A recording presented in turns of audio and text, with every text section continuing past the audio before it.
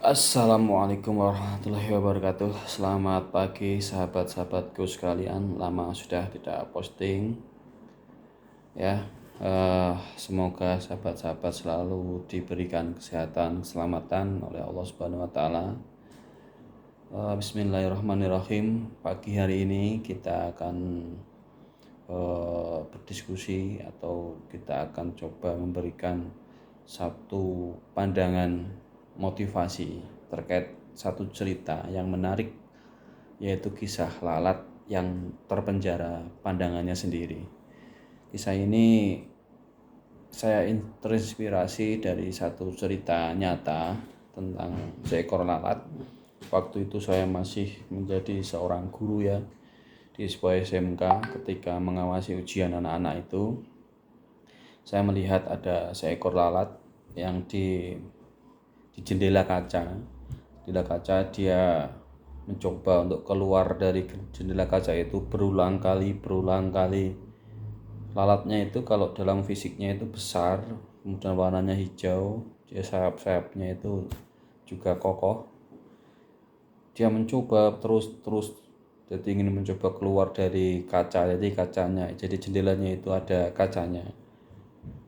Tapi sebenarnya itu di atas kaca itu, di jendela itu ada satu lubang ventilasi, tapi kan agak menjorok itu. Si lalat itu terus menerus ingin mencoba keluar, tapi dia tidak menyadari sebenarnya di atasnya, jadi di atasnya jendela kaca itu ada lubang ventilasi itu. Terus menerus.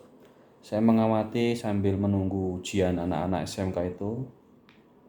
Terus menerus sampai hampir 1 jam dia tidak berhasil, 1 jam lebih mungkin ya, tidak berhasil keluar dari jendela kaca itu, yang sampai akhirnya dia didatangi semut. Jadi ada semut merah itu toh. Merah itu datang, terus kemudian akhirnya si lalat tadi malah menjadi makanannya si semut tadi.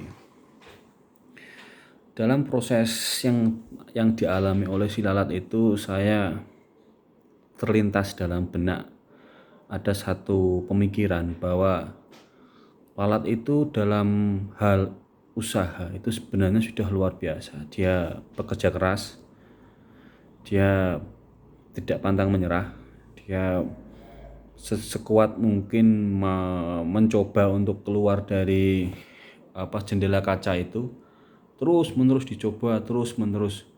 Tapi yang menurut saya ada kelemahan si lalat tadi itu, dia tidak menggunakan alternatif cara lain yang sehingga memungkinkan dia untuk bisa lolos dari jendela kaca itu, yang sebenarnya hanya jarak berapa senti saja. Itu di atasnya ada lubang ventilasi yang ketika dia naik sedikit saja, membuka cara pandangnya yang lebih luas, dia bisa lolos dari jendela kaca itu. Nah, dari cerita lalat tadi, ketika kerja keras tidak diimbangi dengan adanya kerja cerdas di sini dimaknai adanya satu sistematika pemikiran, memahami kondisi, memahami konteks real dalam diri, memahami satu konteks ruang dan waktu yang terjadi pada dirinya, sehingga memunculkan alternatif cara yang lain yang nanti memungkinkan dia untuk bisa menemukan jalan keluar. Tapi tidak dilakukan oleh si lalat tadi. Dia hanya mencoba satu cara terus menerus monoton. Dia nabrak kaca terus, terbang lagi, nabrak lagi.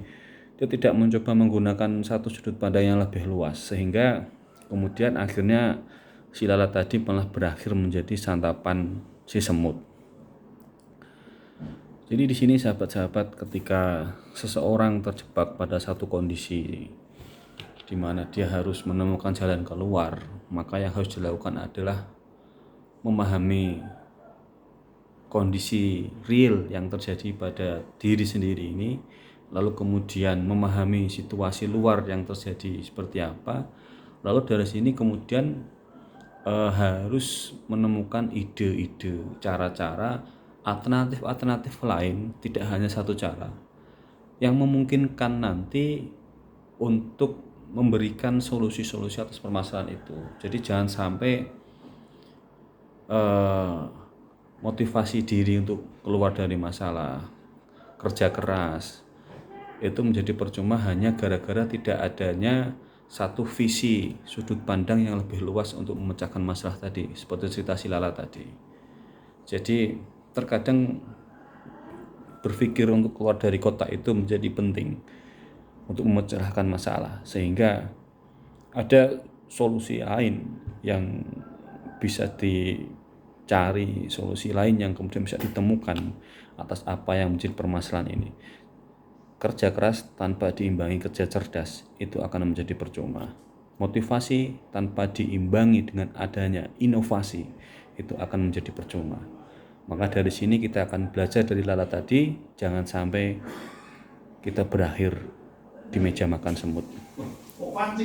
Demikian sahabat, semoga bermanfaat. Jangan lupa like and subscribe channel saya Sahabat Anas. Sekian dan terima kasih.